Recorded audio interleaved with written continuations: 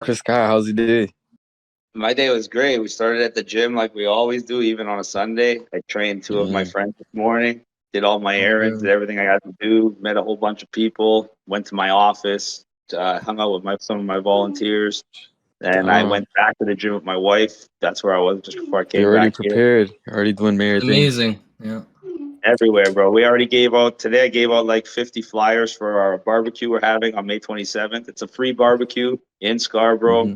all halal food, and Mashallah. ice cream. Mashallah, mashallah.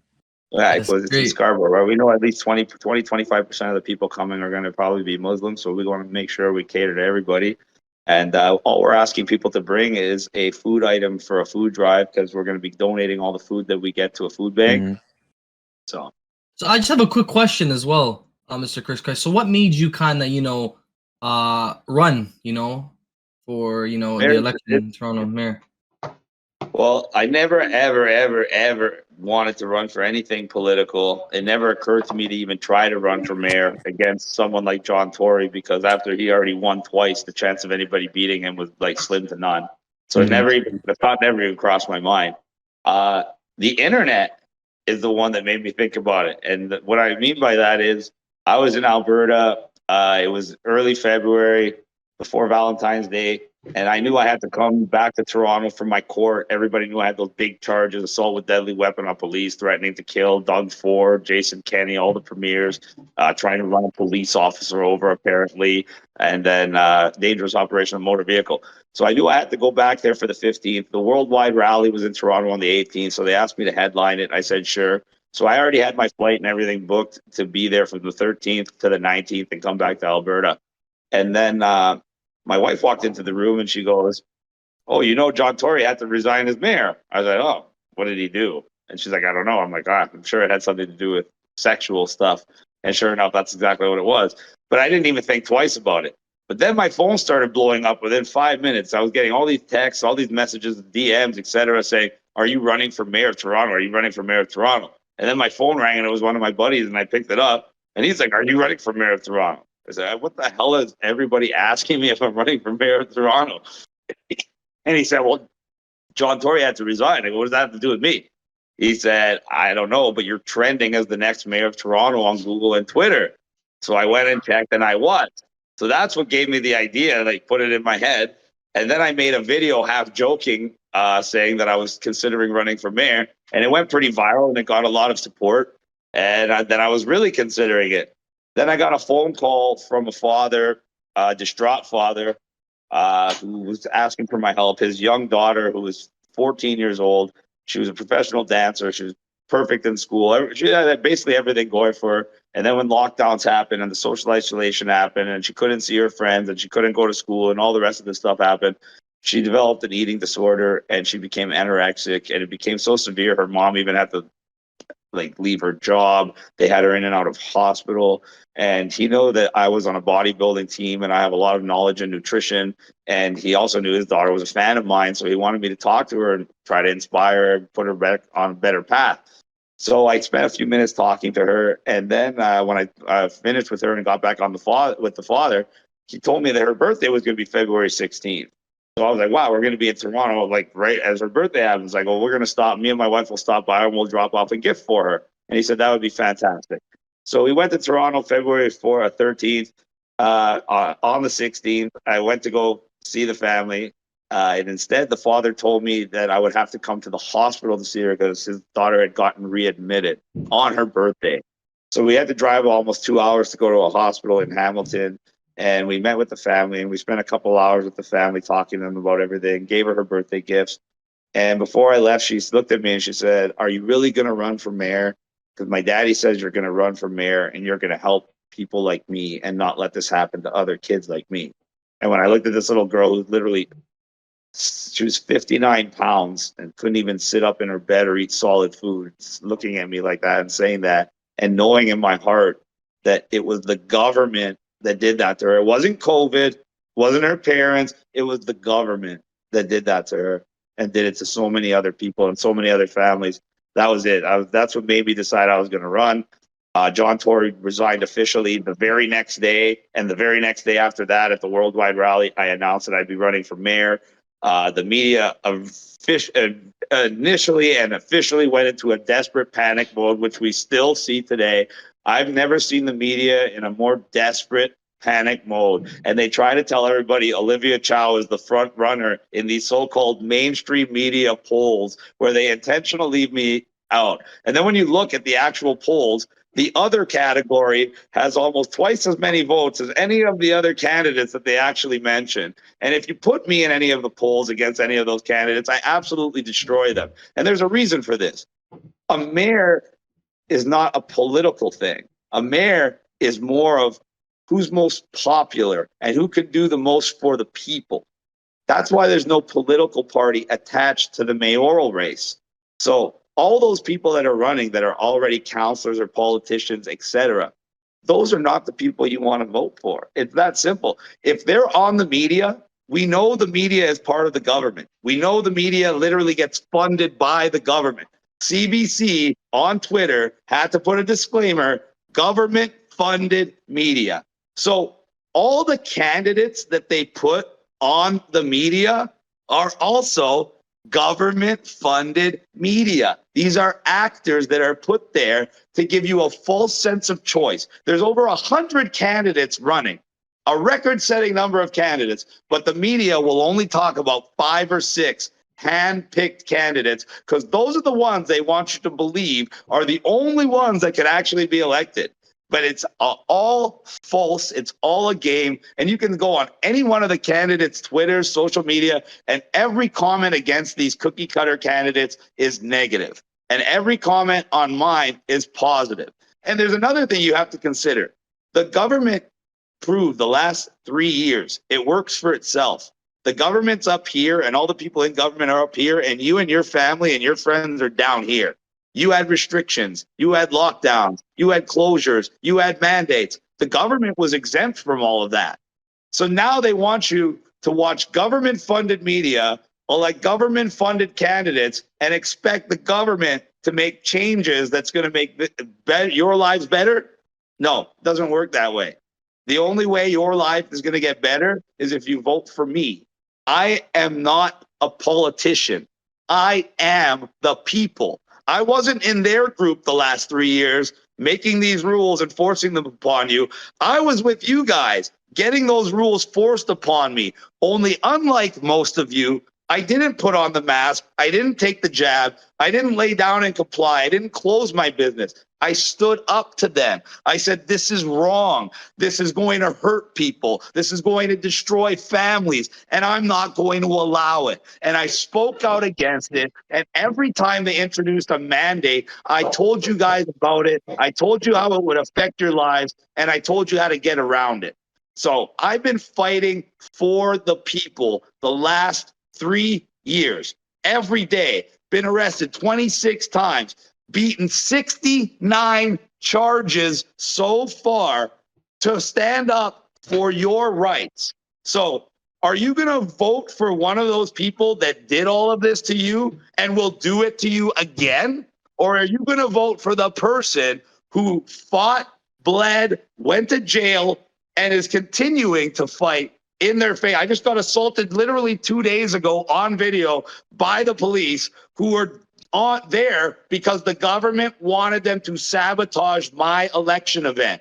Those car meets happen every week since I was 20 years old. They never have cops going there and saying, hey guys, you can't park your car in this parking lot, until Chris Sky was showing up there because they did not want me to make the youth aware. They did not want me to ignite a fire in the youth's belly, and they did not want the youth to unite and vote for me, because when they do, and they will, we are going to win. And not just win, we are going to win by a historic record-setting margin, and they're going to be coming up with all these wonderful excuses as to how and why Chris Sky won the election. And none of that's going to matter. The only thing that matters is I'm going to win the election.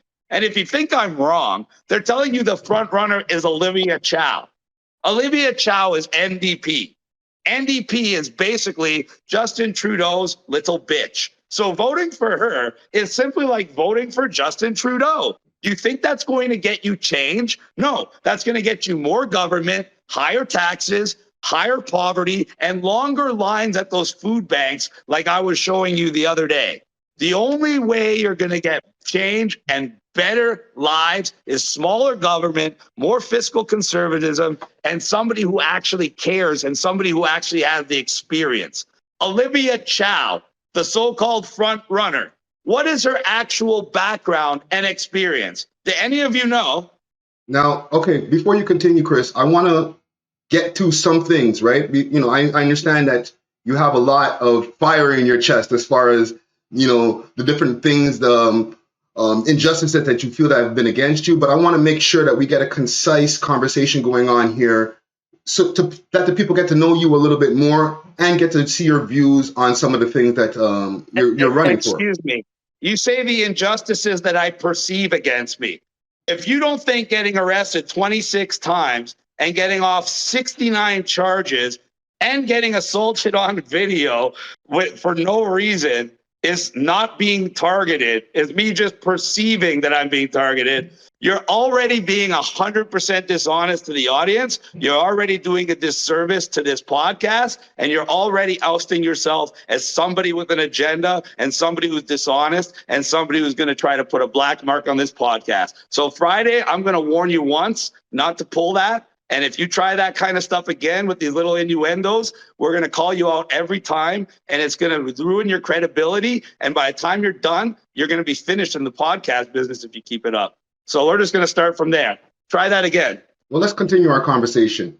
Let's. How's the reception been since you put your name in the hat for the mayor? Absolutely incredible, better than I could have ever imagined. I literally get people stopping me in traffic everywhere I'm driving. I can't even drive from here to the gym without multiple people, not even just one, multiple people rolling down their window and saying, "It's the next mayor, I'm voting for you." And when I go to the gym, I'll get at least 10 to 20 people, depending on how many people in the gym, coming up to me, asking me for a shirt, asking me for a photo, telling me they're going to vote for me. Then I'll go to breakfast. I'll literally get women walking in and crying when they see me and asking for a picture with them and their family, and then coming to my events and telling me their vote for me. Literally every single place I go, I get recognized, I get support, and it's from people aged friggin' 14 all the way up to 100. So am I going to win this election? The answer is yes. And, you know, just to get a little bit of history for the people who will be voting for you or potentially could be voting for you, you grew up in Vaughan, right? Like what area? We're talking about Woodbridge area type of Vaughan thing? I was born in North York, and then I moved to Woodbridge, and then I moved to North York, and then I moved to Markham, and then I moved to Woodbridge, and then I moved to King City, and I've worked in every municipality in Ontario, including Scarborough, Etobicoke, North York, Toronto. I've worked with every one of those city governments for over 20 years in the development, planning, design, and building a business. So not only have I lived here for 39 years, all over the GTA, not only have I worked in the private industry all over the GTA, including the 6 relevant boroughs for the election, I've actually worked with the specific governments for over 20 years in each of those 6 boroughs on multiple different job sites and multiple different projects. And this is and that was with a successful company, by the way, for the last over 20 years. And we work in, and I'm the only candidate, by the way, with the kind of experience like that, where I ran a successful private business that had to work in tandem and was dependent on working with the public system, working through their bureaucracy, their red tape, and all their delays while I was on the time constraints and the budgetary constraints of the private sector. And I still thrived. And that shows that I can manage things, money and people, efficiently. And that's exactly what this government needs. Someone that can manage things without the blatant waste and corruption that we see in every government administration prior to this. Thank you. And the work that you're talking about specifically, you're talking about like home development, or are we talking about more than that? Because I see here that you work for Sky Home Corporation, which is a company that was started by your father years ago. Yes, it was started by my father basically almost when I was born.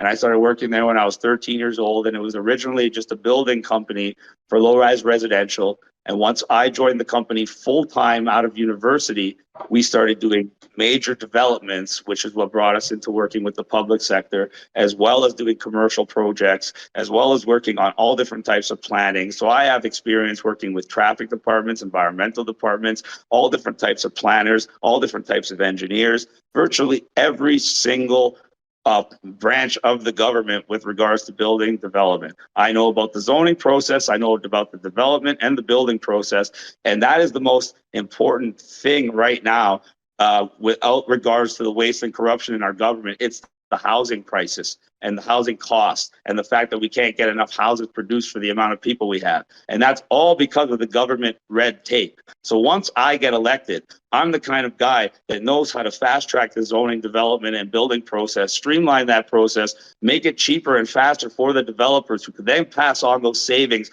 to the people. In addition to that, we will create a private corporation within the government that will provide these incentives of streamlining the process for developers if the developers are willing to provide the government at least 10% of the total amount of units for that project for a rent-to-own program for citizens of lower income or first-time home buyers who in now's climate and in the future climate will have absolutely no prospect of ever owning a home in their life. Under my plan, the students or the people struggling to make a $1,500 a month payment with a roommate to make $3,000 a month rental payment will be able to make a $3,000 a month payment where they're now going to be 50% owners of their property. Not only is this going to provide them home ownership and equity in their future, this is going to change their entire attitude every month where they're going to want to save their money rather than just spend every penny they have because they know they're not getting anywhere anyway.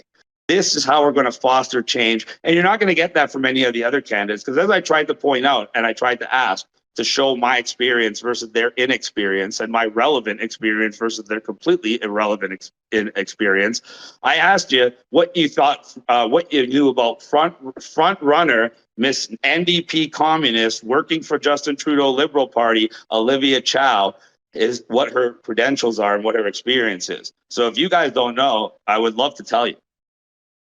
Now, one thing I want to ask about as well, with you mentioning that, right? How come you won't let me talk about Olivia? This is the second time I mentioned it, and rather than answer the question relevant, you keep trying to change the topic. Is it like you're supporting her and you don't want this information to get out? I'll tell you. Ask about Olivia Chow's experience, because I'm trying to give you a barometric point where you can compare two separate candidates here, a supposed front runner and a supposed joke candidate that has no chance of winning and is far right extremist and is fringe and all these other crazy things they want to label me.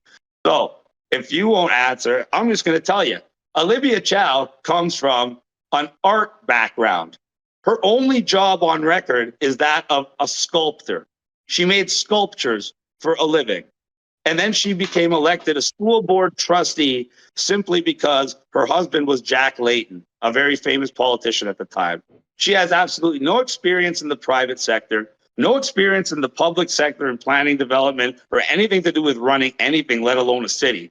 And she's a member of the NDP, which is literally the little communist arm of the Liberal Party. So now please tell me how she's qualified to run anything bigger than a lemonade stand. Thank you. Well, the thing is, when it comes to elections and stuff like that, and it's not for me to be answering who's qualified and who's not qualified, but That's I will exactly say what this. it is. That's But why I you're will. voting. But let me finish. What do you Let me think a finish. vote is? A vote is you Chris, determining who is the most Chris, qualified to be if the we're going to mayor. have a conversation, How can you say that? we're going to have to both let each other finish our statements. Okay, well, you can finish your retarded statement, and then I'll correct you on how ignorant it was. Okay, and we're also going to do this without name calling, Chris, because we're having an adult conversation here, right? I didn't call you. I said what you said was ignorant. So now you're lying, and now you're putting words in my mouth, and now you're making a fool of yourself. Because the reality is, your vote is how you determine who you believe is most qualified to be mayor. Period. That's not up for discussion. That's not an opinion. That's a fact. And you just said something that's completely contrary to fact. And when I called you out on it, it made you look stupid. Unfortunately, what you are, you got upset and tried to change the subject. Sorry, Friday. We're not going to play these games. I'm going to call you out every single time, and we're going to just keep going. Let's agree to disagree on that one right there. Okay, so what would you say? What would you classify you voting as? Are you voting for the worst candidate? Or are you voting for the best candidate, aka the most qualified candidate? Or are you going to vote for the least qualified candidate because you think the least qualified is the best? Should we get someone else to weigh in on it? In the end of the day, most people vote for what's in their best interest. And this is all I'm trying to find out here. If everything that you stand for and everything that you're running with the different platforms that you're running on is in the best interest of all of your constituents. Okay? Okay, so far we know that the first thing I'm going to do is go through the budget with a fine-tooth comb with the most advanced and the most prolific forensic accounting team that's ever been put together in the history of a government administration. And we're going to find billions of dollars of waste. And we're going to find that money, save that money, and put that money back into the most vulnerable communities that need it the most in the ways that are going to benefit the people of those communities the most.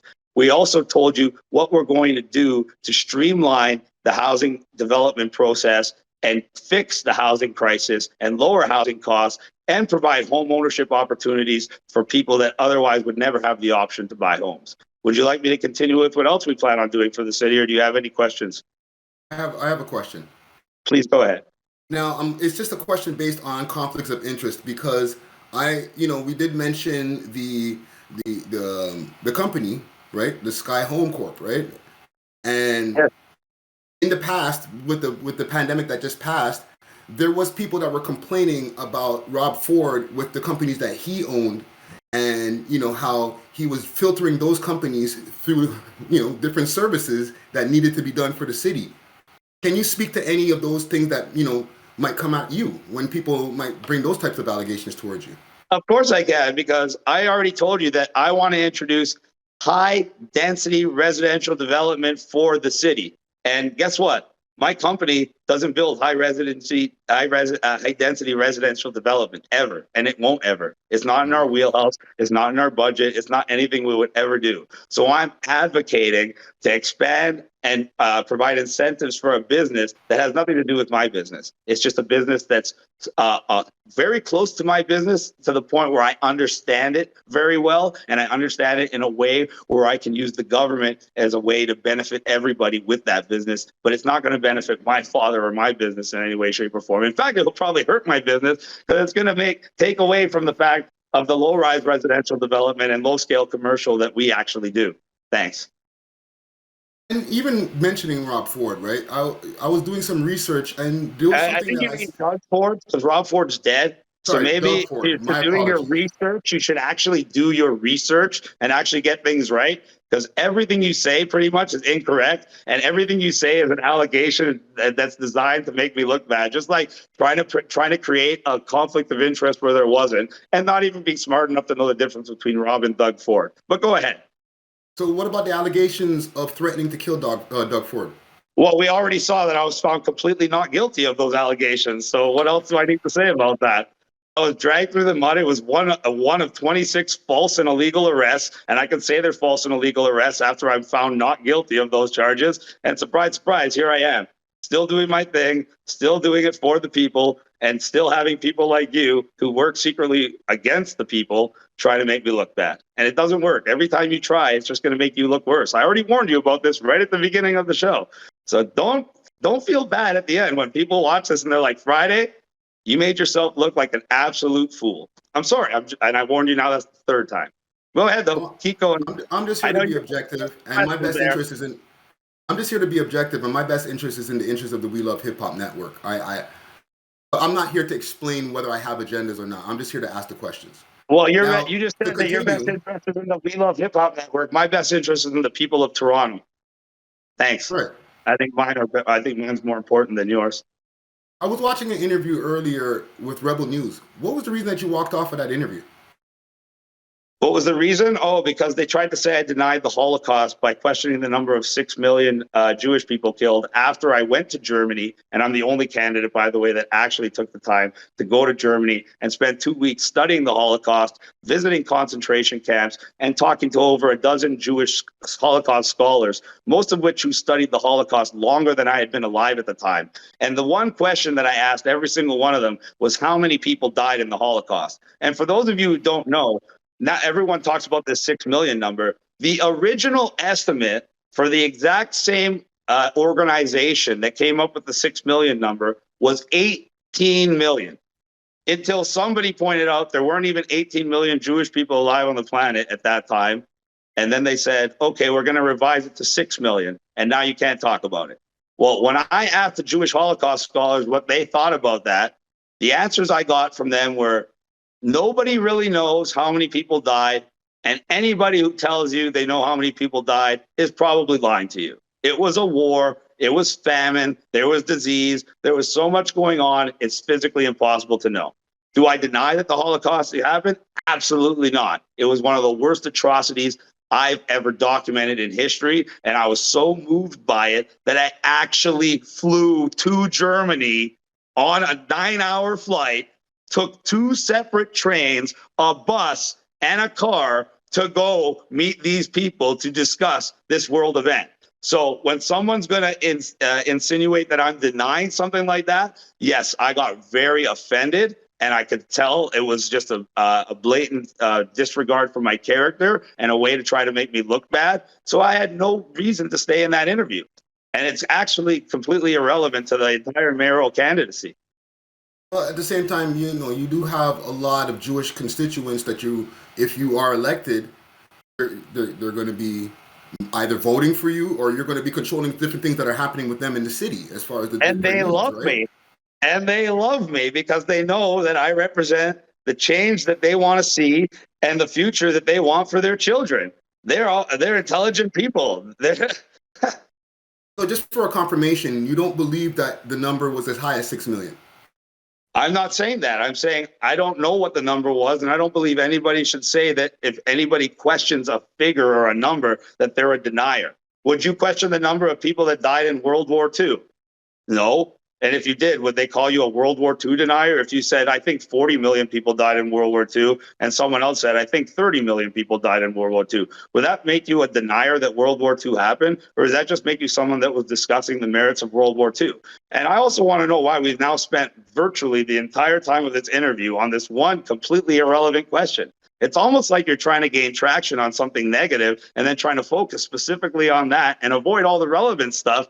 But yeah, we'll just pretend listen, that that's all. I want to make sure that as a candidate, how about and we for the move people on to the who, next question, if that's not what you're doing? How about I we want to move make on to sure as something a more candidate, relevant? for the people who are voting for you, that they get to know the person that they're voting for. We move on to something more relevant, or we're going to have to end the interview because you're not asking me questions that are pertaining to the mayoral candidacy. You didn't let me, you're literally just trying to derail this interview and trying to make it about something completely different. So if you're going to persist, we're going to end the interview here, and your credibility is going to be completely gone for the rest of your life. So is that how you want to do it? Would you like to move on? I'm ready to move on. I'm just waiting for you to That's what I finish. thought. Let's move on then. Thank you. So now, one of the big problems that is going on in the city is with the TTC, the safety that's going on over there in the TTC. What are your plans to do something about making this TTC safer, as far as the way that the funds are allocated towards the TTC? Like, what are some of your plans if you're elected mayor? I am so glad you asked this question because this is one of my major tenets of the platform, because it's not just the safety on the TTC, it's the massive traffic that we have above ground.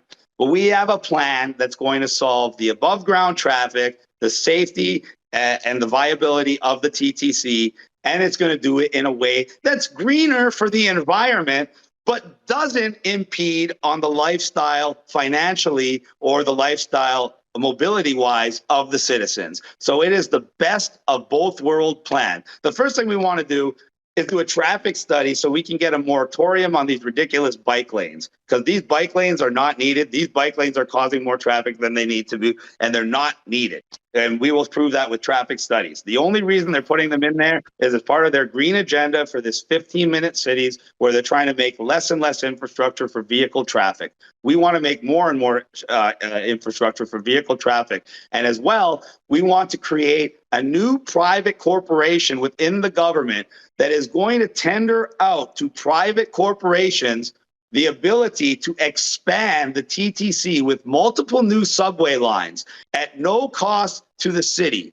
these private corporations will also be responsible for the maintenance and repair, not only of the expansion, but of the entire TTC system, which will save the city tens of millions of dollars a year and hundreds of manpower hours. They will also be required to provide Wi-Fi throughout the system with a CCTV security camera system with highly visible cameras that are monitored by teams. And we are going to also have expansion of our emergency services, which is part of my third platform, but it also correlates to this. And part of the expansion of the emergency services is going to see a private TTC security union that's going to be patrolling with the help of the Toronto Police Service for the authority and manpower required to keep the people safe, get the people moving, have more accessibility.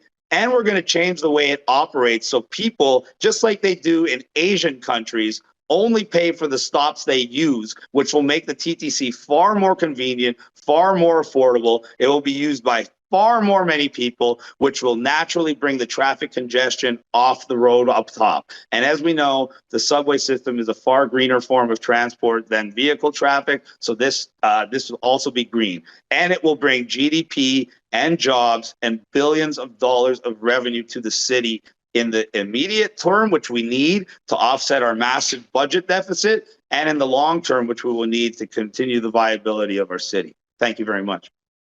Now, and thank you for that. I want to also add, we are planning on working with the TTC union. We have been in contact with them, and we are going to be meeting with the union, and we have devised a plan, because all the other candidates want to kill the union, sell off the TTC, and it's going to just destroy it and destroy the infrastructure and not be able to expand it or help the people. We have a plan that's going to empower the union, reinvigorate the union, and guarantee that the union is stronger 20 years from now than it is today, even though they're going to see a vast majority of their people retire over the next 20 years. But we got you. Thank you. Now, with the safety issue, right?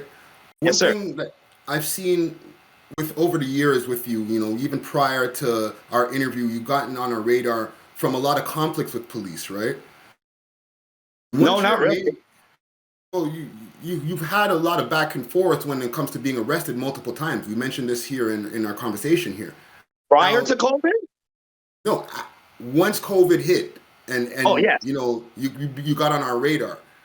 Now, if you're elected mayor and now you have to have a relationship with the police as far as getting them to do things and all that, how do you figure to go about that? I have an absolutely fantastic relationship with the police. I was literally eating burgers in Mama's Burgers in Scarborough 3 days ago, and 4 police officers came in and walked right over to me and said, "Good luck, Chris." When I was in court March 28th to get acquitted of those ridiculous false charges, it was the brand new courthouse that I had never even been in because it had just opened 10 days prior.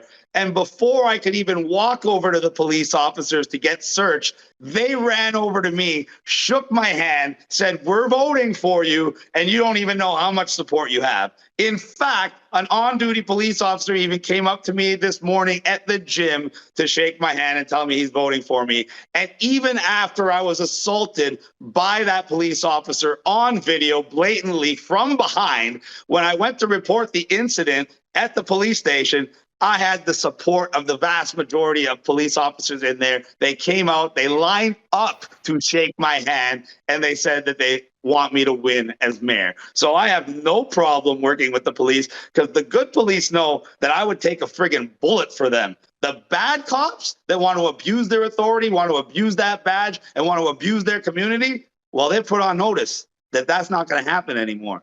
And the good cops appreciate that more than you know. So I have more support from the police, the firefighters, and the MS than any of the other candidates, guaranteed, bar none, no questions asked.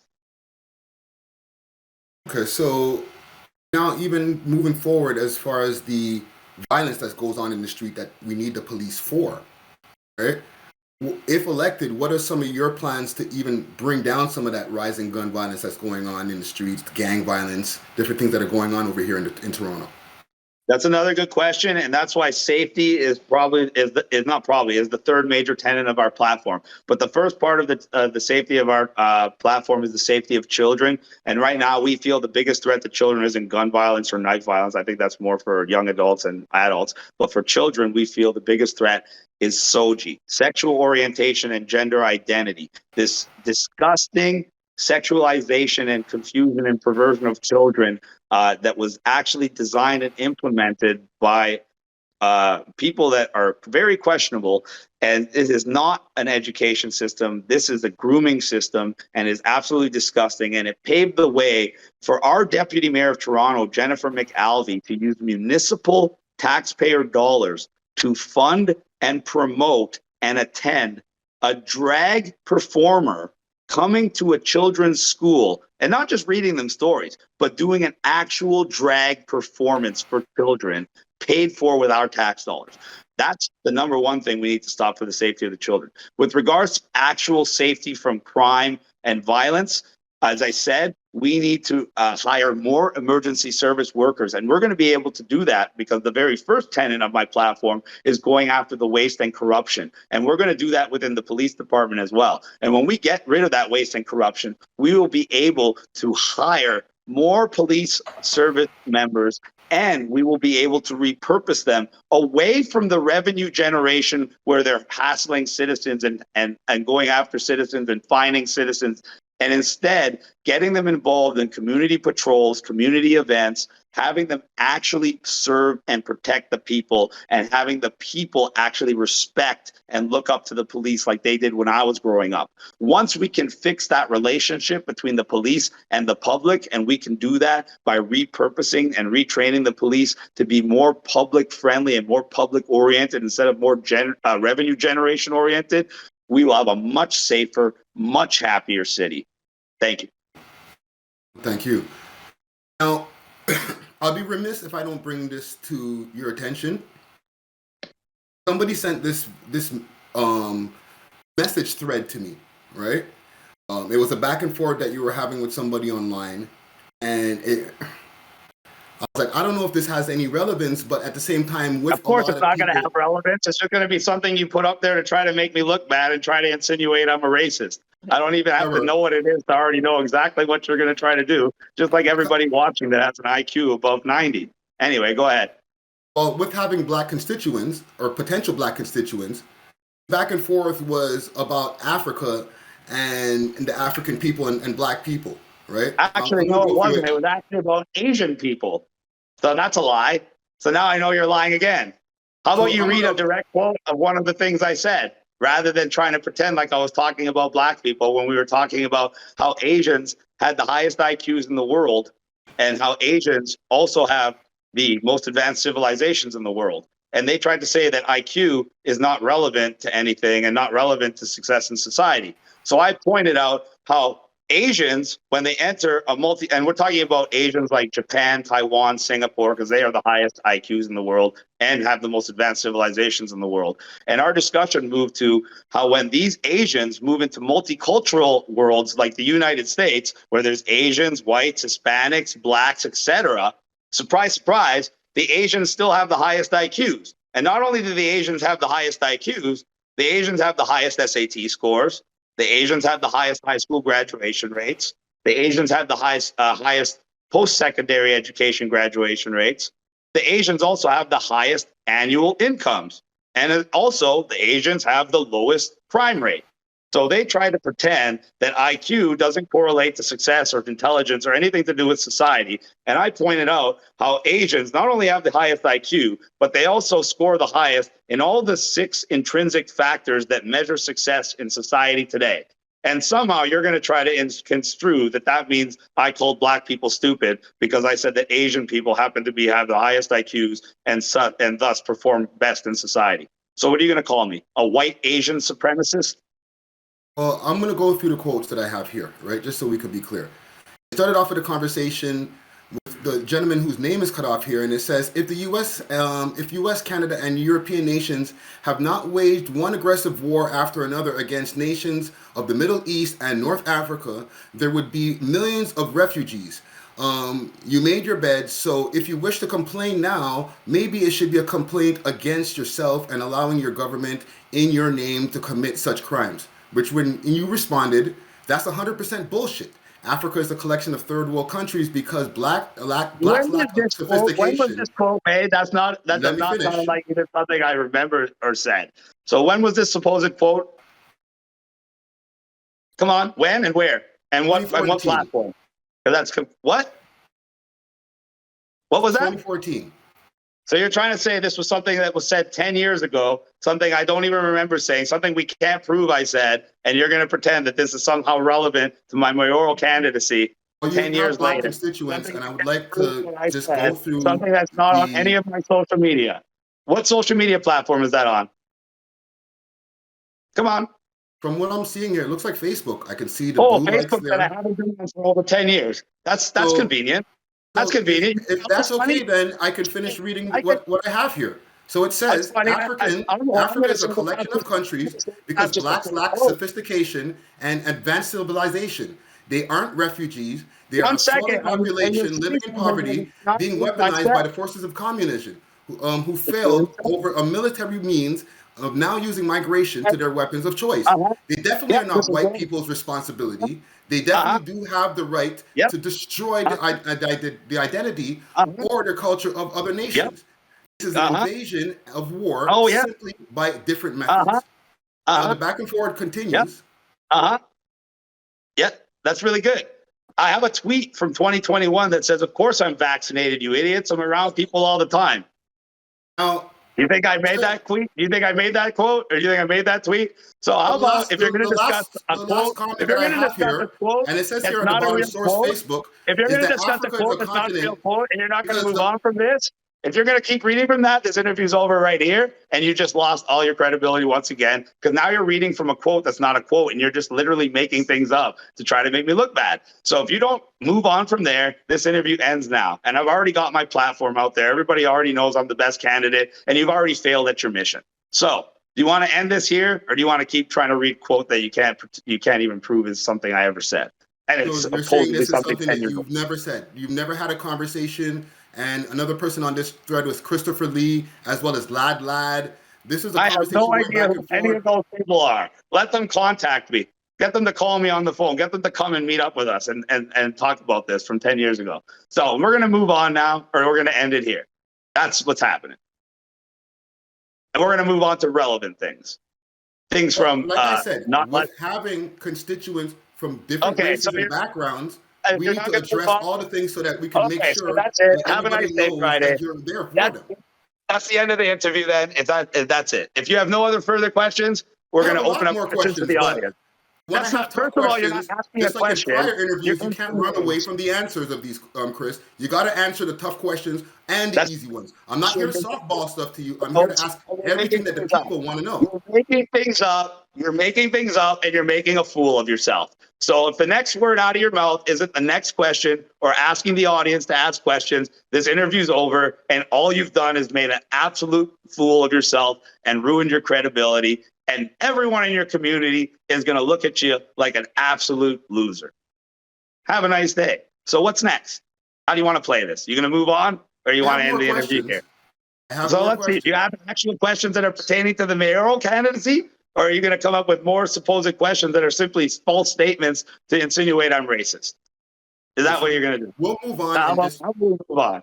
We'll move on from that statement. And for anybody who, like, I guess who might want to see it, like, it's available. But you know, you're saying that you didn't say it, so we'll move on. Okay. You're saying that you didn't say it, right? We're going to move on. How about we move on then? Okay.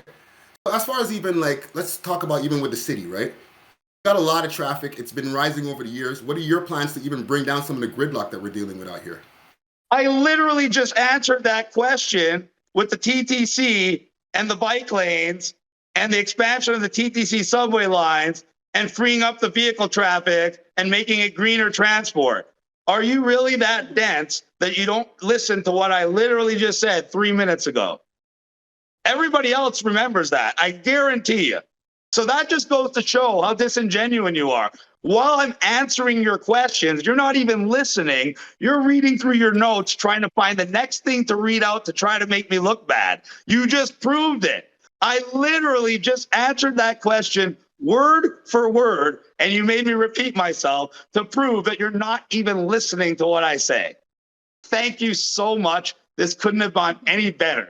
You are absolutely ridiculous. You call yourself a journalist. You call yourself an interviewer. You're not a hip hop star. You're not an interviewer. You're not a podcaster. You're just some guy that can't even get his camera to work because he doesn't even have a Wi-Fi connection that's good enough because you don't even know what you're talking about. That's the reality of the situation.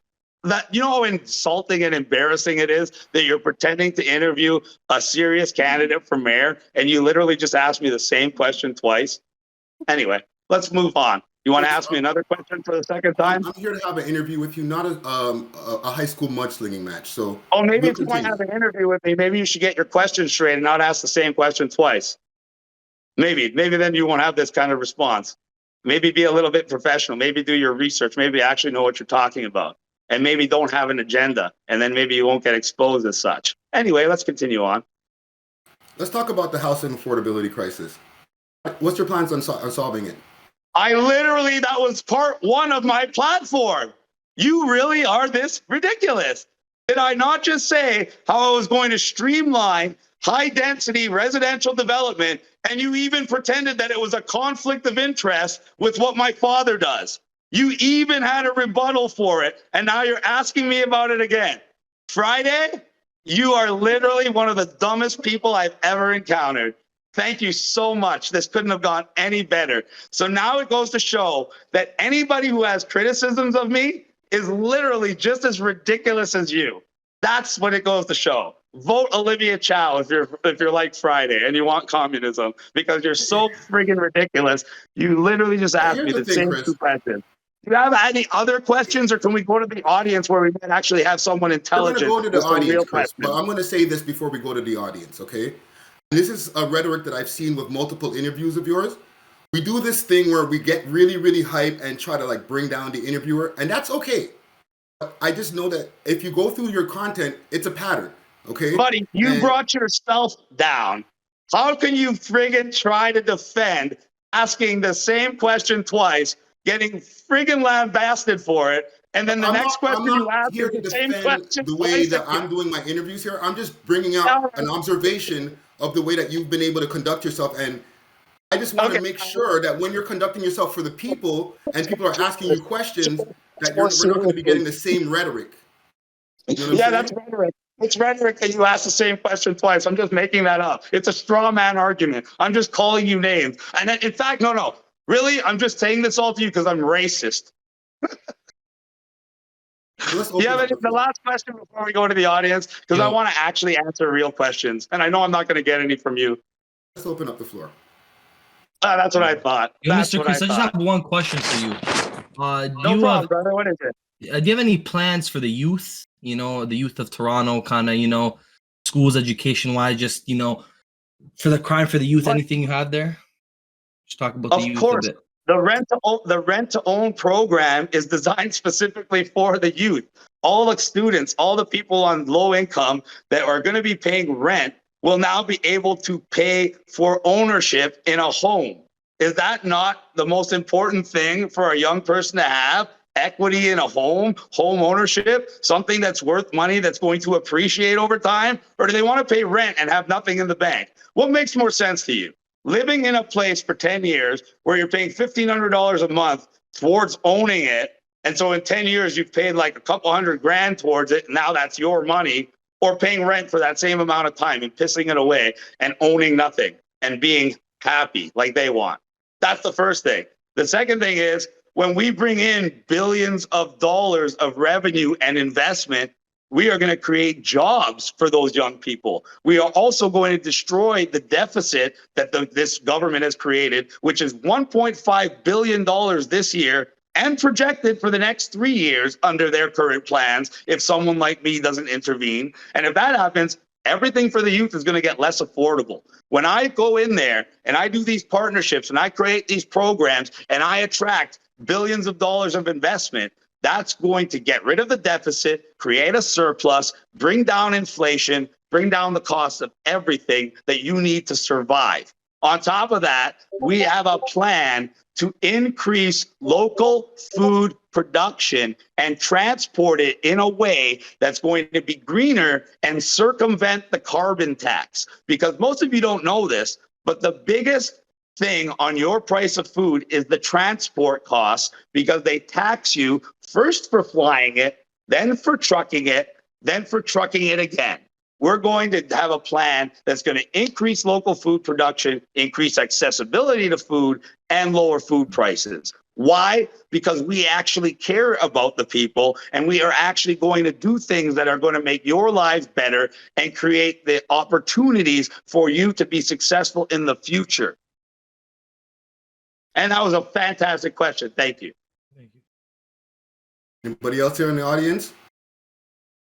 Hello, my name is Habiba Desai. Okay, so Chris, are you okay? I'm fantastic. Are you sure? Yes. Because you're insulting people a lot right now. Oh, really? Yeah, Oh, is this? use the word retarded. I don't know why you use that word. That's very rude. Is that what's going on right now? Do you actually have a question? Because if you don't have a question, we're going to move on to the next want an person. apology. You use the word retarded. I want an apology. That's okay. I'm not going to apologize for using a word that's in the English dictionary that might be offensive to you. I'm sorry. Well, But then you told off. that's okay. If you have a question, we're going to move on.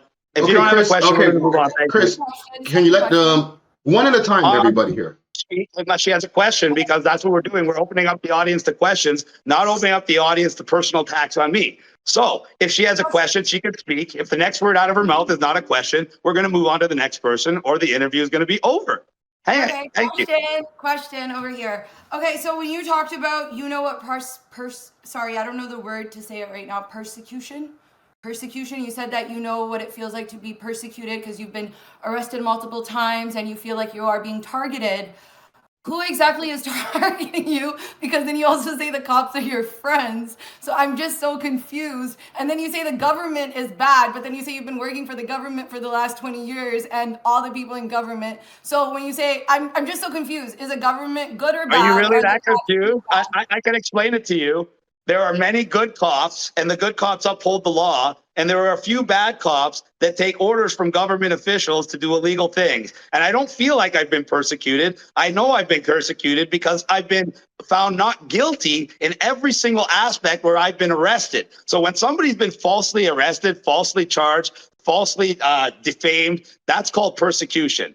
And it's done by the government using the police as their tool. And no, I did not work for the government the last 20 years. I worked in the private industry dependent on getting government approvals. So I had to work with the government. The government was not my friend. The government was my enemy. The government was the one preventing me from getting development done unless I jumped through all their little hoops, learned to play their little games, paid all their little fees, and learned how to do everything legally. So all I learned is how to be efficient while working with the government who's trying to prevent people from being successful.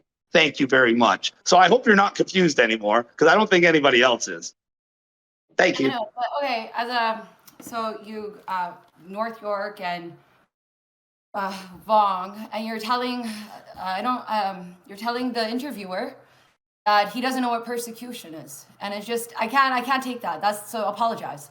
I'm sorry. So you have no other questions. So let's move on then. Thank you. I believe I can say that I know what persecution feels like. Have you been arrested 26 times? Do you know what persecution feels like? Ladies and gentlemen, I have not been arrested, ladies and gentlemen. You should not vote for a mayor that's been arrested. Have you been a victim of racism? Have you been persecuted? I didn't think so. So next question. Thank you. Next person. Hi, my name is Kalvin Cambridge of the OG FTG. Oh, sorry, OJ FTG. I'm just like, I see everyone's getting a little hostile, so I'm just trying to maybe like get to the bottom like of all this. Like everyone's trying to, get emotional. That's all right though. Like I'm just trying to figure out who's the best candidate. Pardon? Nobody's emotional. I just No, call I'm not out ridiculousness you. when I see it. Even some of the people. I've never been in an interview. I'm sorry, but I've never been in an interview where the interviewer asked me the same question twice, let alone 2 questions in a row that I had already answered back to back and spent minutes answering. And not only minutes answering, then he spent minutes discussing it after, pretending like my answer was a conflict of interest. So he literally spent 10 minutes discussing those 2 things and then asked me those 2 questions. Sorry if I called that out as ridiculous after doing hundreds and hundreds of interviews and never having that. Understand your frustration. No, Is there a question? I just have a few questions because I tuned in closer to the end. So so as listen, so I hear your dad, you have like some prior experience in the development industry. As your father is like is one of the founders of Sky Homes.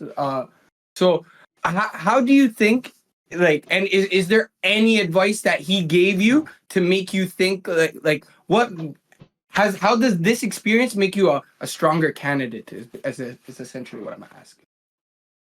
I explained that, but I'm gonna indulge you because you said you came into at the end of the podcast, so you probably missed that answer. Since one of our biggest problems is the housing crisis, and one of the biggest problems with the housing crisis is the lack of available units and the cost of those units. As somebody who worked in development with the government for 20 years that knows the rezoning process, the development process, and the building process, I can tell you that the biggest problem and the biggest delay and the biggest cost incurred are government delays through this process. So as the mayor, I would be able to streamline this process for developers. And as an incentive for streamlining this process and saving them millions and millions of dollars and allowing them to create much more volume of units, we would also have them allocate a percentage of the units in this development to the government for the government to make available for low income or first time home buyers as rent to own properties. So we can get young people and low income people back into the equity of home ownership and back into a brighter future than they would otherwise have if they were renting for the last 10 years. And so that was an intelligent question. Thank you. Oh, sorry about that. Don't be sorry. Thank you.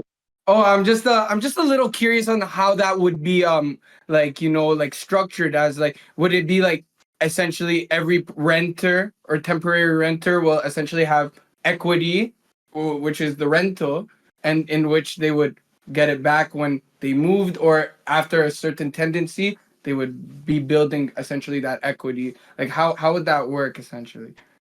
It would be a government program where the government would basically make these units available to people who would otherwise be paying the same amount of payments as rent, but now paying these into a mortgage style thing where they're paying equity into the house rather than just paying rent. And then if they live there for 10 years and they want to sell it, they'd be able to sell their equity into the house to someone else, just like they were a homeowner the entire time. So basically, you could live there until the house is paid off, then own it, sell it all together, or live there.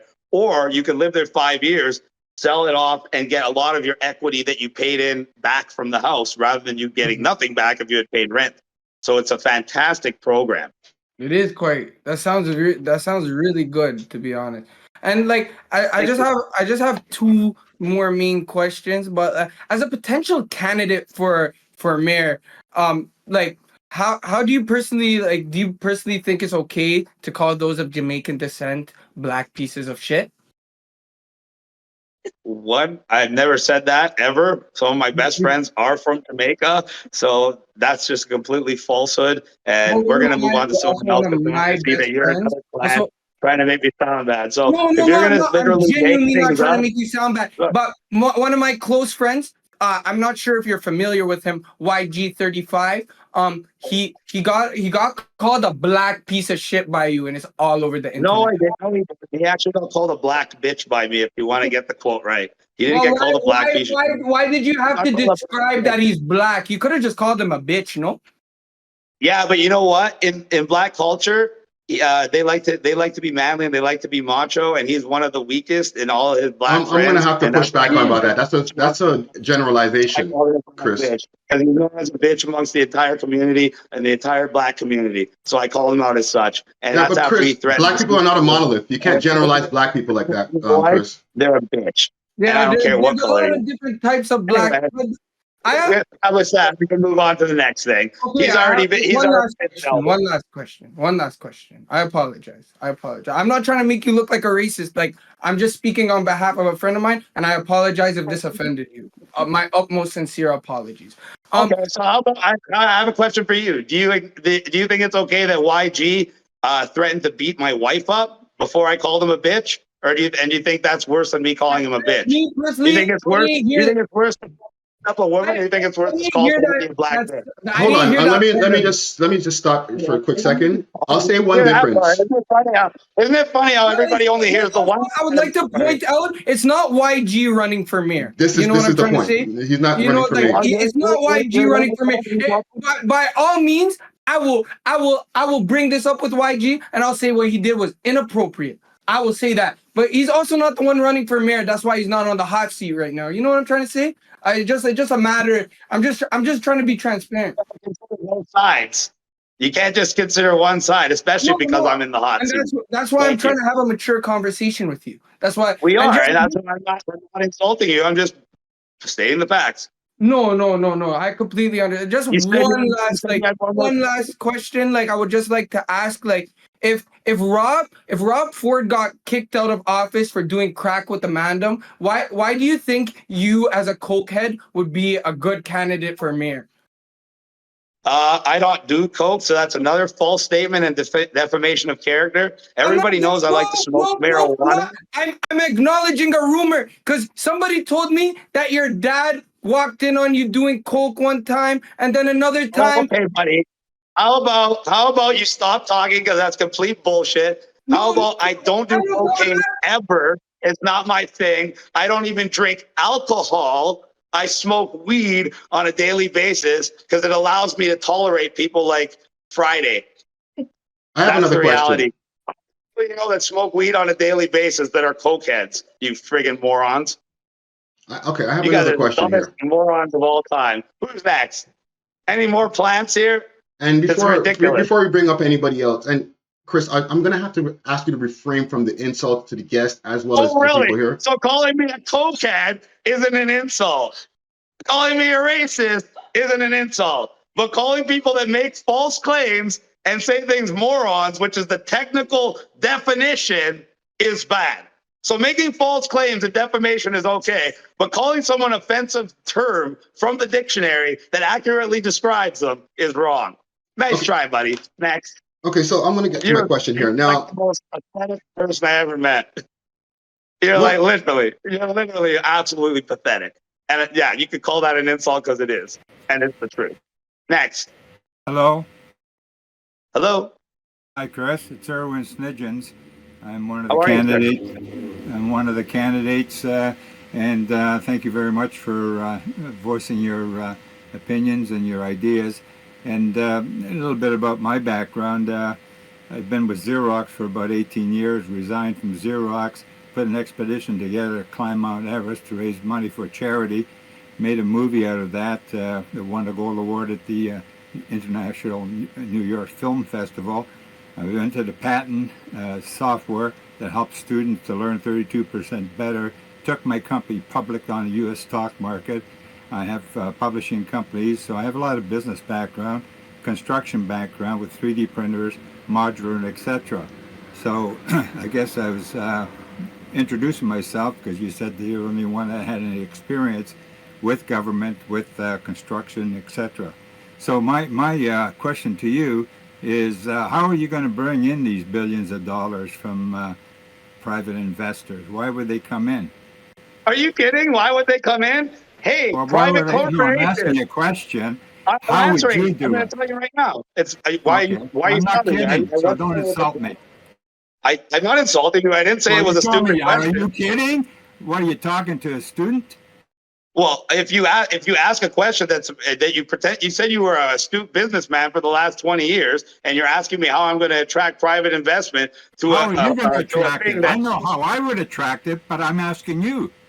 It's really not that hard. I tender it out to private corporations and say, hey, which one of you wants to build 2 subway lines, retain partial ownership of those subway lines, and make billions and billions of dollars over the next 20 to 30 years? And guess what? We're going to have many corporations throwing us bids trying to get that contract.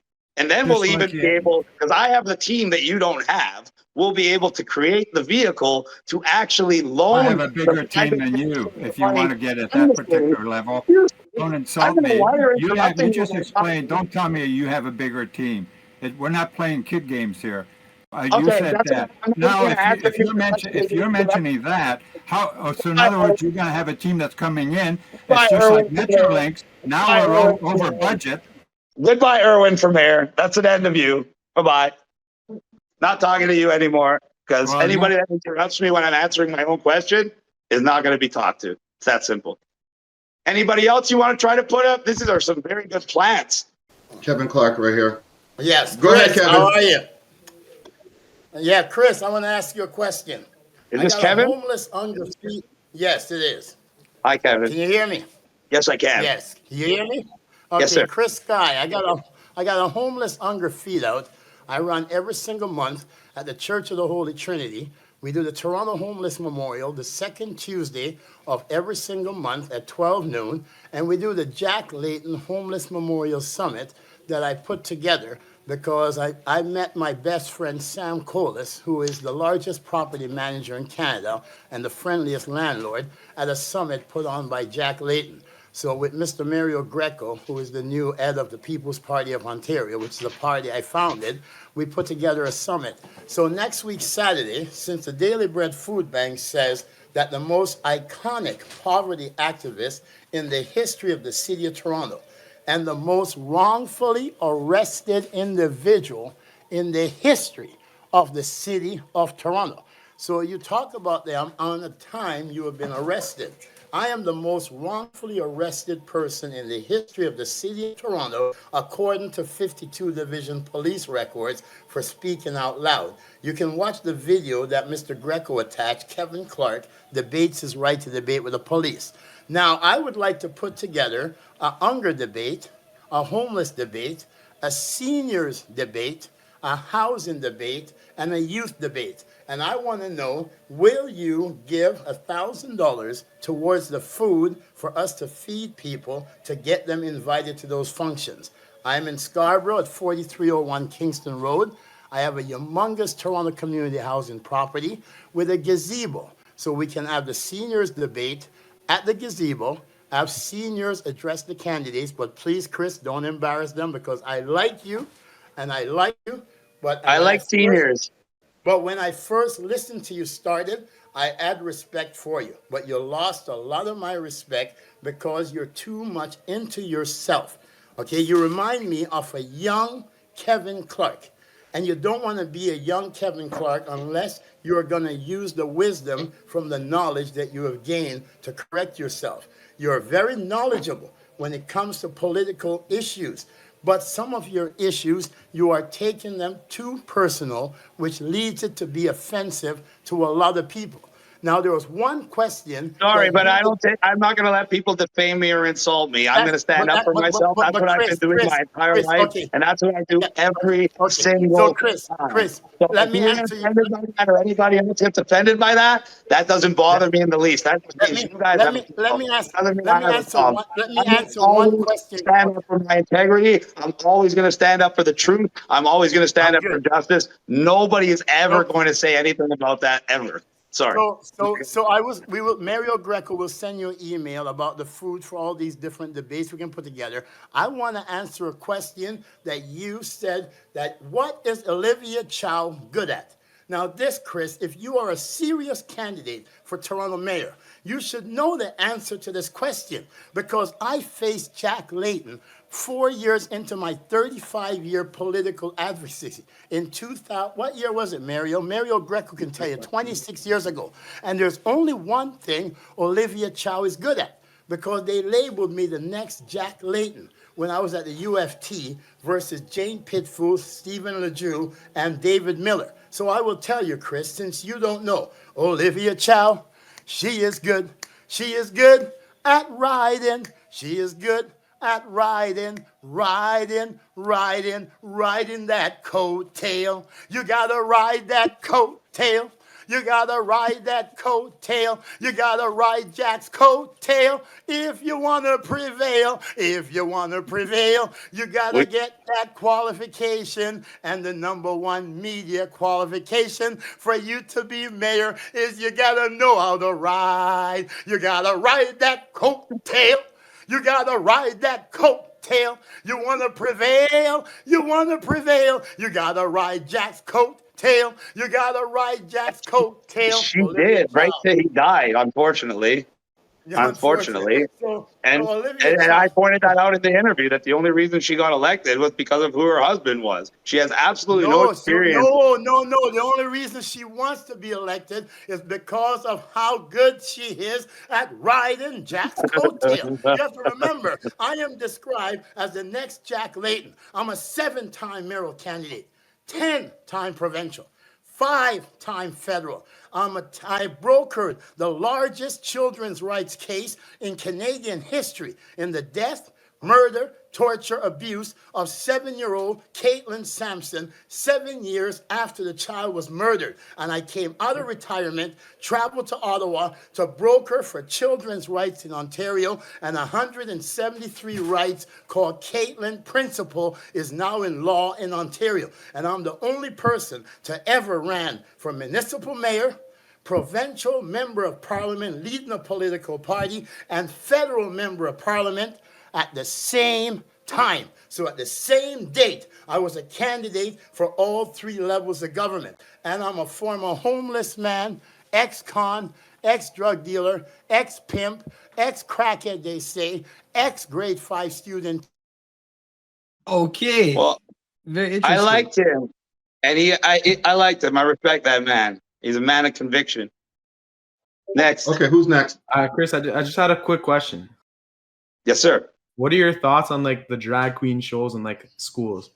I talked about that. I don't know if you were here, so I'm not gonna yell at you like Friday because he's supposed to be the interviewer, you're not. But I did tell you that that's my third tenet of my the first thing of my third platform, which is safety of the children. And part 1 of safety of the children is eliminating SOGI from the education system, which is sexual orientation and gender identity, which is the so-called curriculum that's paving the way for these so-called drag queen story hours and so-called drag queen performances. And I pointed out that our current Toronto deputy mayor, Jennifer McAlvey, actually used our municipal tax dollars to fund, promote, and attend a drag show for children at York Mills Collegiate School. And the children were so outraged by it, they actually reached out to me. I hooked him up with Josh Alexander, that young man who got kicked out of his school for having the audacity to say there's only 2 genders. And they had a massive protest at the school with over 1,000 people show up. And that's just me making a couple of phone calls. So when I'm mayor, they're going to stop that in every school in the GTA. And anybody who tries to sexualize, confuse, or pervert children is going to be prosecuted as they should. Okay, and I just want to say I completely support that, and I hope you win. Ever since I found out who you are, you had my full support, and good luck. Thank you. I appreciate that. All right. Okay, we got Zloth. Yeah. Go ahead, give us a quick introduction of yourself and follow with your question. Hello, Mr. Chris Guy. Okay. I've lived in the GTA for, my whole life. I've seen many mayors come and go. I don't really know much about you, honestly. Didn't even know you were running till like this week, if I'm going to be honest. But, I did have some questions to ask you. So, realistically, what did inspire you to run for mayor? Because there is a lot of things wrong with the city, but what specifically would you like to change first and foremost? I'd like to change the corruption and the waste. I'd like to change the affordability crisis. I'd like to change the fact that every single year we get less and less freedom and less financial tendency. And every single year the government gets bigger, the government gets more wasteful, the government gets more intrusive into our lives. And we're moving in a direction that within 5 to 10 years, we're going to be at a place where we might not be able to get our freedoms back. We all saw what the government will do when they're given the opportunity. We all saw exactly what they'll do to us during COVID. They'll literally lock you in your homes, close down your business, and tell you have to take an injection in your arm or you can't go to a friggin' restaurant or the gym or leave the country. So if you want a government like that, vote for any of these other candidates because they're all part of that machine. Every single one of them is a politician. Every single one of them voted for those lockdowns, voted for those closures, voted for those mandates. I fought to prevent that. I actually created a nonprofit called Back to Work to try to stop businesses from closing down and save hundreds of businesses from closing down.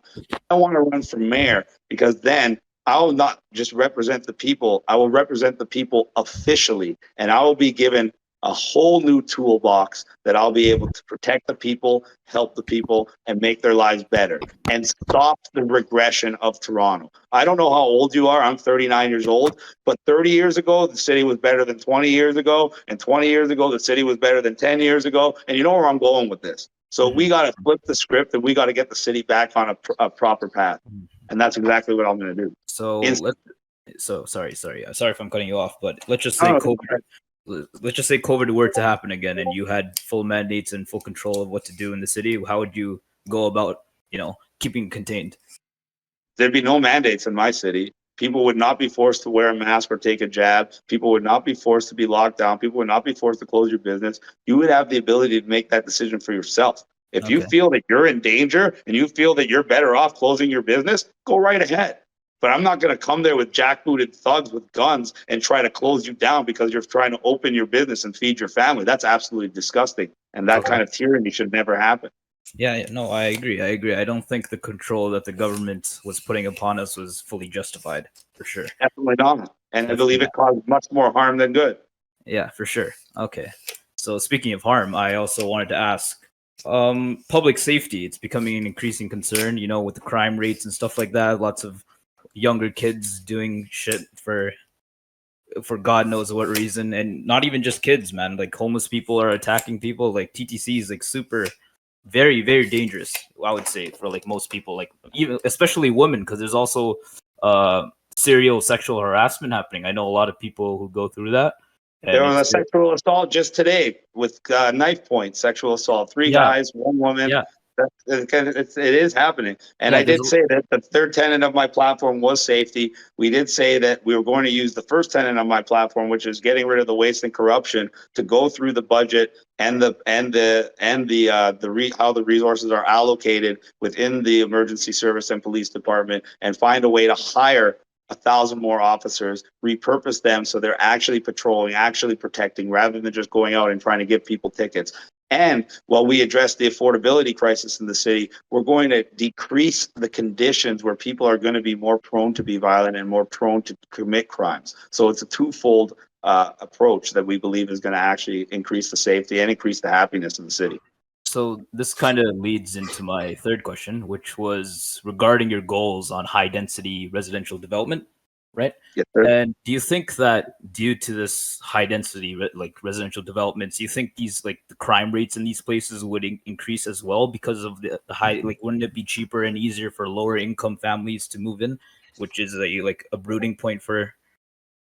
No, I don't think you could say. I think that I don't think low income families are the reason for crime. I think one of the major reasons for crime is the fact that Toronto was made a sanctuary city by John Tory, and a sanctuary city allows illegal immigrants with really nasty criminal records. We're talking about somebody could be charged with murder in British Columbia, and as soon as they come to Toronto, which is declared a sanctuary city, they can live here, get all the benefits of a citizen, and police officers are not allowed to stop them and not allowed to even check their record, where they would find out that this person is wanted for murder in another province. So it's a way to protect the worst of the worst criminals, and it literally becomes a beacon to bring these people here. And now we know that there's probably around 400,000 to 500,000 illegals, and many of them have violent criminal records. So if you have 200,000 people living amongst the population that are there and they know they can't be checked, they know they can't be bothered, and they're already there illegally, they're far more likely to commit crimes, especially when they've already had records from other provinces and they came here to escape those provinces. I think that's the biggest driver of crime, as well as the high cost of living in the city, which is literally, it just puts people on edge. So by increasing the amount of high density developments and increasing the affordability of those developments and including those rent to own programs, we're going to be giving people a brand new lease on life. So they're not going to feel destitute. When you're a homeowner, you have more to live for than when you're just paying rent and you're living in an old, crappy building in government housing. Now you're going to be living in a brand new building. You're going to be paying monthly, and you're going to own that thing. That's empowering. All right. Sorry. Thank you for your question. Yeah, no. I do have another question, but no problem. I like your questions. Go ahead. Yeah. I'm not trying to like attack you or anything. No, definitely not. You're asking very poignant, intelligent, direct questions and relevant questions, which is why I'm treating you with the utmost respect. I appreciate that. So how do you envision like fostering like a collaboration or a partnership with like other levels of government to like put all these like plans into motion? You know? Well, it's like, thankfully, all the things I've talked about, I don't need the other levels of government. I need a little bit of the counselor support. And if the counselors try to go against me, and when everything I'm doing is 100% for the people, and I'm going to have the overwhelming support of the majority of the people, any of the counselors that want to go against the best interest of the people, I'll simply host a public press conference. I'll make their names public, and I'll show their voting records to show the public how they've been voting against their best interests for not just this time, but for years. And we'll let the public deal with them. That's fair. That does make sense. I'm gonna ask you one more thing. Regarding the diversity and cultural differences in Toronto, do you think your plans would be able to engage and represent all of the people as a whole? Do you think you'd have some 100%. outliers? 100%. Toronto's the most multicultural and diverse city in the world, and we want to embrace that. And all our policies are designed to leave nobody behind and benefit virtually everybody. I call all of my policies that I create win, win, win, because they benefit everybody.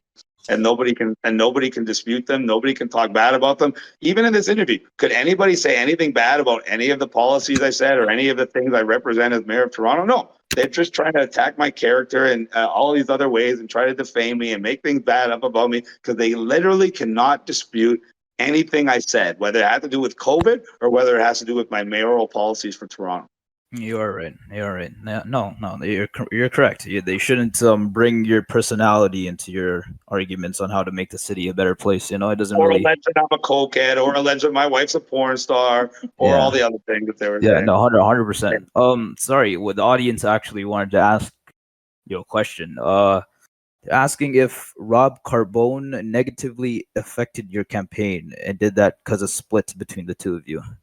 He didn't negatively affect my campaign at all. He's just, I outed him as a fraud, a con artist, and a complete loser almost 2 years ago, and now he got proved that in court. So he's a nobody. He's never going to be anything, and he's probably not even going to be in the city much longer because he doesn't have any reason to be here. And he's the kind of guy that has a lot of enemies because he robbed a lot of people of a lot of money, and they all know. All right. Yeah, that's it for me though. But thank you, boss. Thank you for your time. Thank you for your intelligent questions. I appreciate it. Thank you. I just had one more question, Chris. So, yes, sir. You're basically okay with getting cut off from provincial and federal funding. Is that true, or why would I be getting cut off from provincial and federal funding? And why would I get provincial and federal funding when I have municipal funding? We have a $16.1 billion budget. One of the biggest budgets, bigger than most GDPs of countries around the world.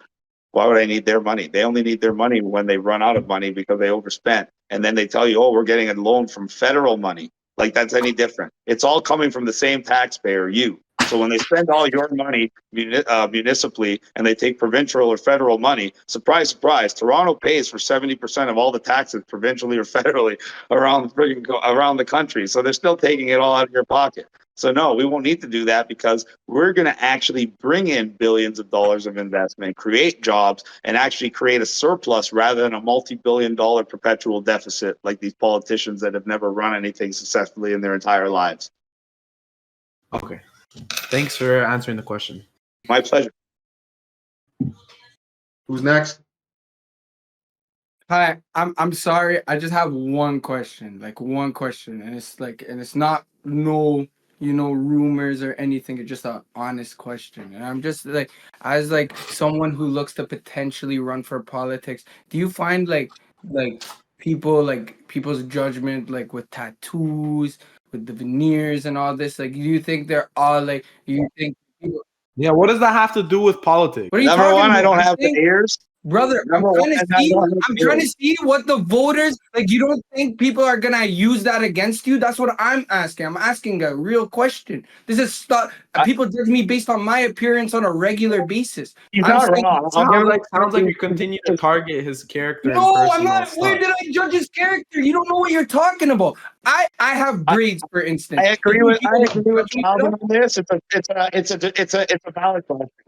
Repeat again, Chris. You muffled a little bit. Political figure. If you think people are going to judge him based on his appearance, you think that's not a good question to ask? I agree that Calvin has a relevant question. That the man has tattoos. What are you talking about?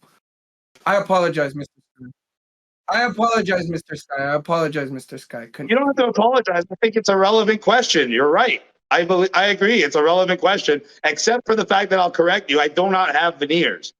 So that's normal. That's number one. That's your normal teeth? They're whitened, but they're not veneers. They're professionally whitened, but they're not veneers. I'll say that again. You're a hitter. And with regard to the tattoos, I agree. If I was walking around in a tank top like I was when I'm at a protest in 35-degree weather outside for 5 hours and speaking, which gets me even more hot, I wouldn't be doing that in a campaign room or in an interview or in a debate because people wouldn't take me seriously. Like, look at this guy. He looks like he's dressed for the gym. So I dress appropriately for those. And with regards to the tattoos, nowadays, over 75% of the population has at least one tattoo. So it's not really that out of the realm of normalcy. So, and because of the nature of my tattoos, it's not like I have violent things, skull and crossbones, people dying. Like this right here on my neck is Archangel Michael, and it represents the leader of God's army and the protector of mankind. So when people say that, yeah, I'm Catholic. I was brought up Catholic, but Archangel Michael is unique. I was brought up Catholic, but I like Archangel Michael because he's actually mentioned in Catholicism, he's mentioned in Judaism, and he's mentioned in Muslim religion. So it gives credence to the religion because you have one figure that's literally mentioned in all three. And because he's supposed to be the leader of God's army and the protector of mankind, I think he's highly relevant for somebody like me who's actually saying they're trying to protect mankind. Yeah, so when people see that, little old ladies, when they see that and they find out it's Archangel Michael, I've had a 75-year-old woman come and tell me she's only going to vote for me because of my tattoos. So it works both ways. You're right. Some people see tattoos as a problem. Because I'm saying people judge me for certain things. So I'm saying that I'm sure this applies to you. You're not wrong at all. I agree with you. But when people find out what the tattoos are, and when people see me dressed nice, and when people see how I can talk and articulate and explain myself, the tattoos become irrelevant. No, I know. I completely understand. And it's just like, so like, and as like, you know, like your wife, Jennifer, is she supported it?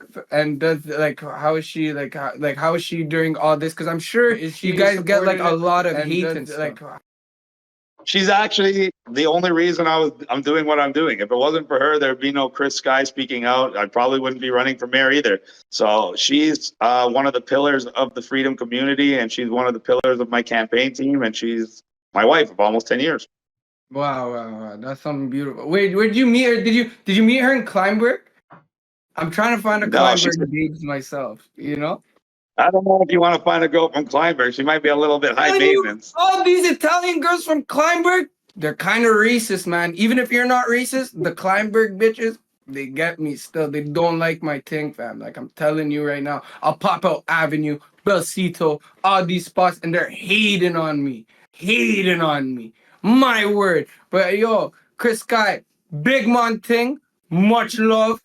Don't know, fam. I wish you none but love, success, and peace. But you have to, you know, just my advice, just go on easy with like, you know, like bringing up people's color. If you don't do that, I'm telling you, you'll go far. Just you realize you just shit on Italians, right? And I'm Italian. But I didn't call you a racist or jump up on you. I have Italian in me. I can do that. What the fuck? But yo, it's all love, brother, man.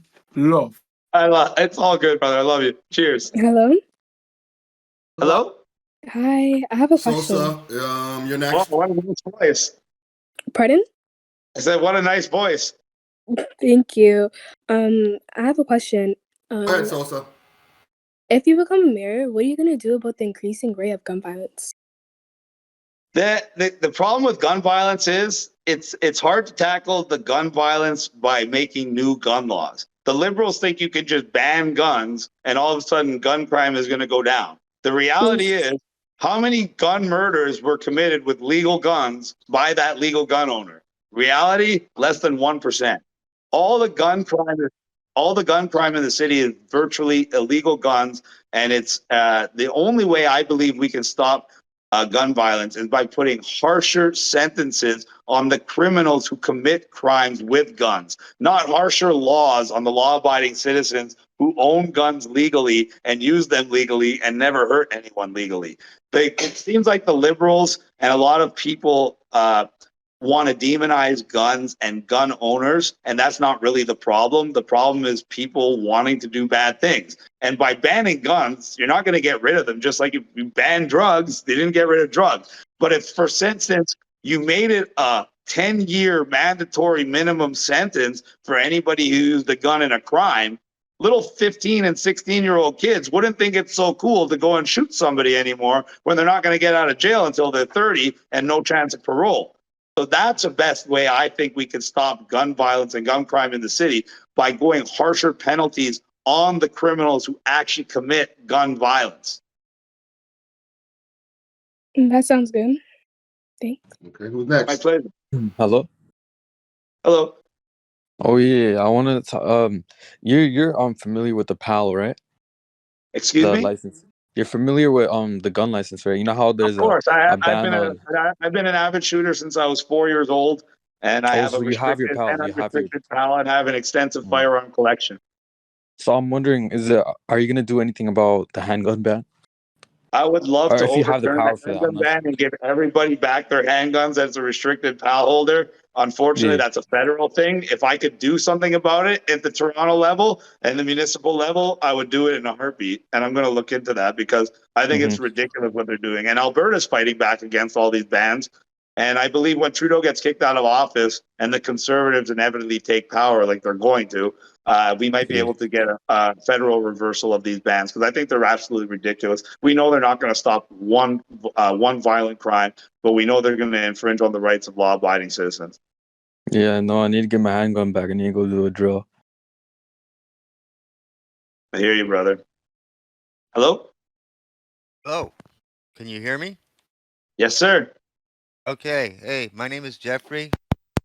Candidates for Hi. mayor. Hi. Hey, question. This one is going to be an interesting one. How are you going to be able, as a politician, you have to be a good listener.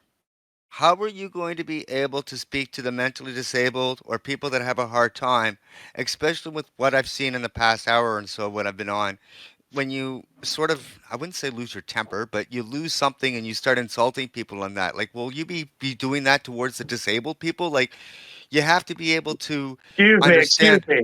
How can you correlate somebody being disabled and having a physical or mental disability and showing patience for that they can't control versus somebody calling me a cokehead or calling my wife a porn star or calling me a racist? That's completely ridiculous. That's a completely false analogy. And if there's a question there, I'd like to hear it before you make yourself look more ridiculous. Thank you.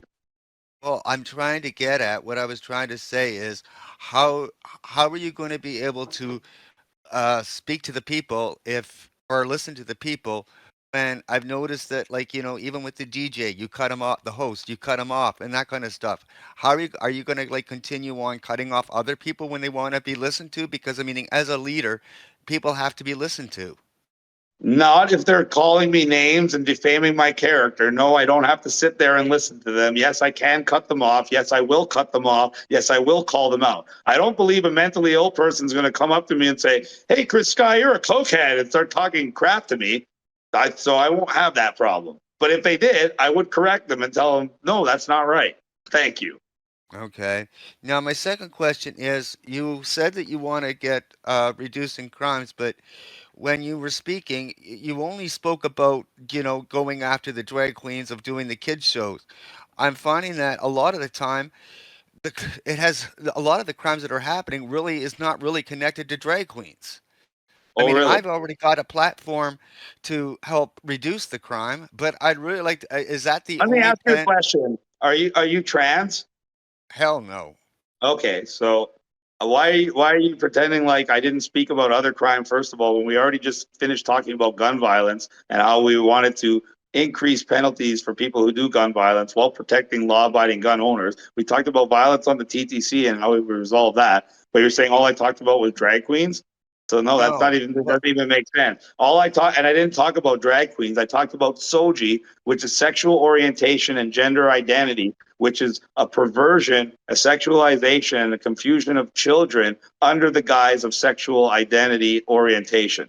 Telling children that there's 76 genders, telling children to choose different pronouns every day, telling children that they can be a man, a woman, or a cat, putting litter boxes in the schools so they can go to the bathroom. That's the kind of stuff we're talking about.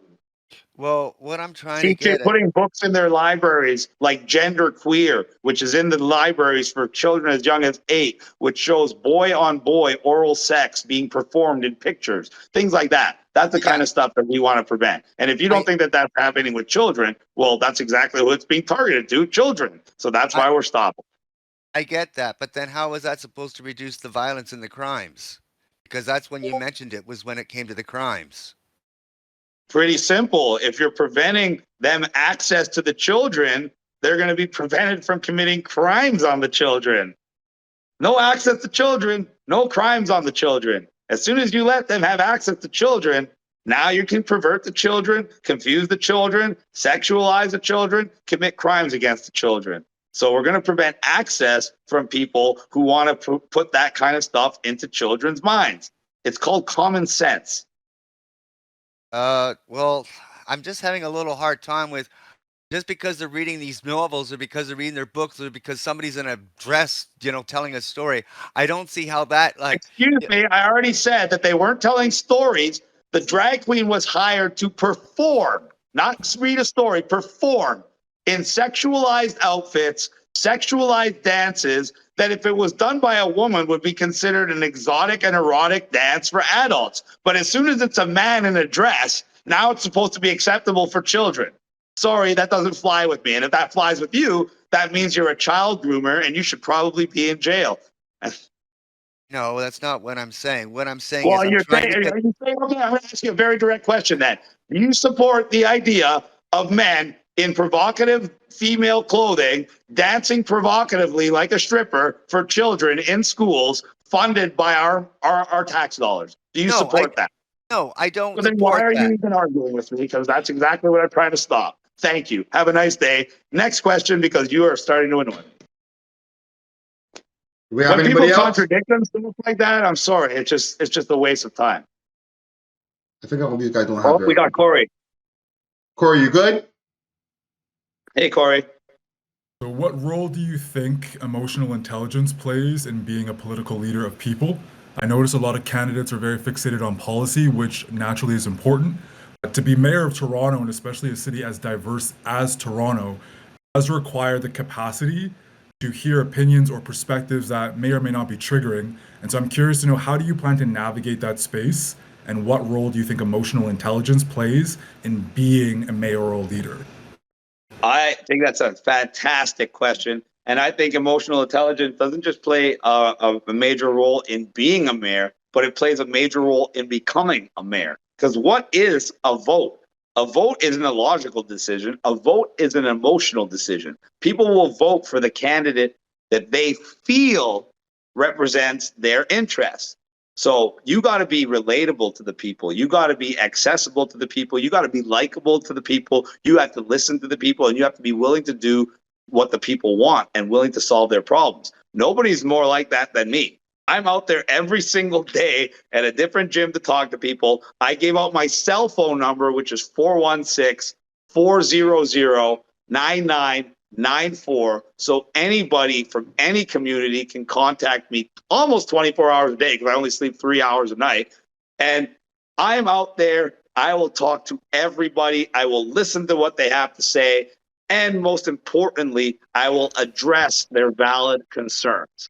And no other politician is doing that because they're politicians. I'm a public servant. And that's why I'm accessible. That's why I'm transparent. And that's why you can call me right now and I'll pick up the phone, except for the fact that I'm on this live and my phone's on Do Not Disturb at the moment. So, but on that point, though, there's a difference, I think, in being in spaces where you have supporters and you're familiar, one more and then question being from in the crowd, spaces where and maybe then it is a we'll be bit able to wrap this up more here. tenuous. So on here, I know you've been hit with a couple of questions that were triggering for whatever reason.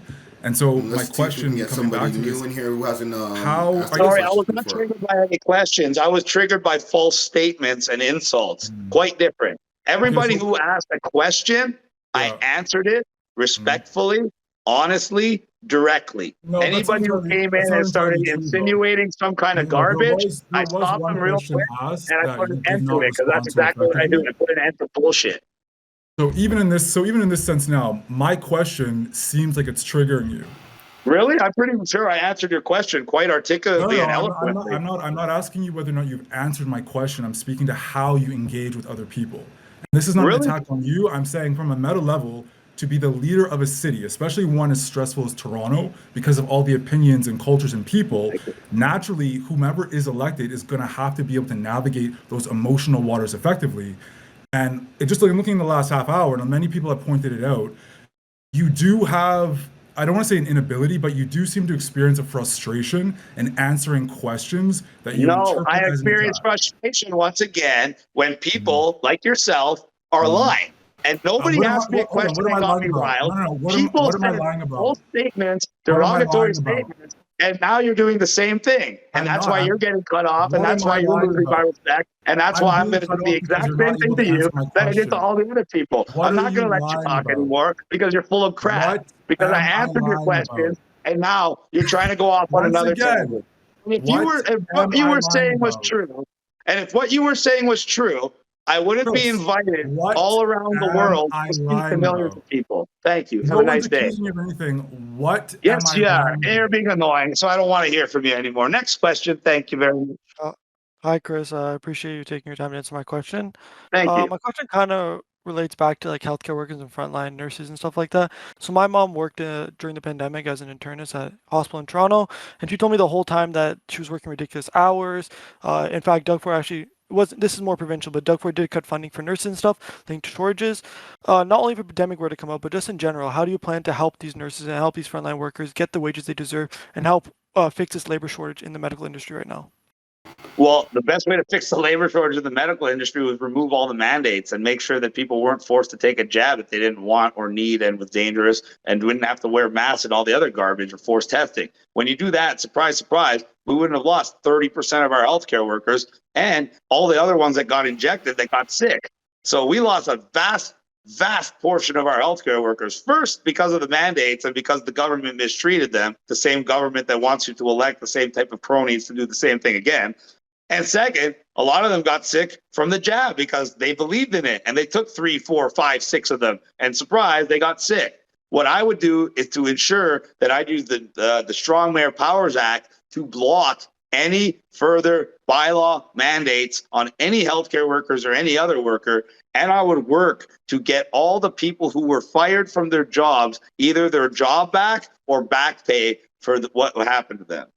Do you believe healthcare workers should get higher wages right now? Because you also have to incorporate the mental stress a lot of these workers had to go through throughout the pandemic with long hours and stuff like this. So do you think these workers deserve higher wages, or do you think the compensation is fair at the moment? Well, it depends. If the workers are working overtime, the workers are working long hours, and they're not getting a livable wage, and they can't pay their rent and their bills. I don't know what they're getting paid at the moment, so I can't really comment on if they're getting a livable wage or not. But you're saying they're not, so it would be something I would look at. I would address with my team, and if we could get more money for them, and if it looked like they needed more money, that's exactly what we would do for them because they're an integral part of society. We can't live without them. Thank you for answering my question. I really appreciate your time. It's my pleasure. Thank you. Layla's been there for a while, so we should let her ask a question. Hi, can I ask my question now? Please. Chris Guy, I do have one big question of mine. Because you have a youth, like, you want to protect the youth, basically. And I want to protect everybody. Yes, of course. What I wanted to ask was, you know how they give vaccines in school to protect you and all this stuff? What do you think about that? Because I feel like you do have a kind of opinion on that. I think that everybody should do a personal choice and do all the research and find out what's best for them. I personally think most vaccines, yes, they need informed consent is what I was, is the word we're looking for. So they should be showing everybody the potential side effects. They should be showing everybody how many people got Guillain-Barré syndrome or all these other things before they give it to them. And they should tell them the actual benefits. Now they're pushing things like the HPV vaccine for guys. Guys, it's supposed to prevent cervical cancer. Yeah, So they exactly. want to When give the it to second guys. vaccine came out, Pardon? and also the second, you know how people have to take like the second and third vaccine? Yes. When that happened, like, what'd you think? I Like, thought how? that was, well, I already told you guys it was going to happen in September 2020 before they even brought out the first Yeah, I vaccine. do remember. I literally made a video telling you they're going to bring out a vaccine. They're going to make you wear the mask. And once they inject you with the vaccine, they're going to tell you, sorry, it didn't work as good as we thought. So you still got to wear the mask and you're still going to have to take more vaccine. So I warned you exactly what they were going to do, because it was never about your health and safety. It was about control. And if they could have tricked everybody to keep taking boosters and continue with the vaccine passports, we'd still be in a pandemic lockdown today. The only reason we are not is because people like me went and did something called the trucker convoy, and we created the conditions for something I call united non-compliance. And all of Canada stood up with one voice and said, we're not going to take this anymore. We want our rights and we want our freedoms back. And that's the only reason we got to take off our masks. It's the only reason we had no more mandates. It's the only reason we're even allowed to leave the country. And Because, the government wants us to vote another one of them back in. I also have another one. With people who took the vaccine and they kind of regret it, what would we do? Like, you know, because I had to take one of the vaccines, but like, it wasn't like, because I was traveling a lot. So, like, everybody has their reason for taking it. Everybody took either one, all the way up to 7. I've heard people that have taken 7.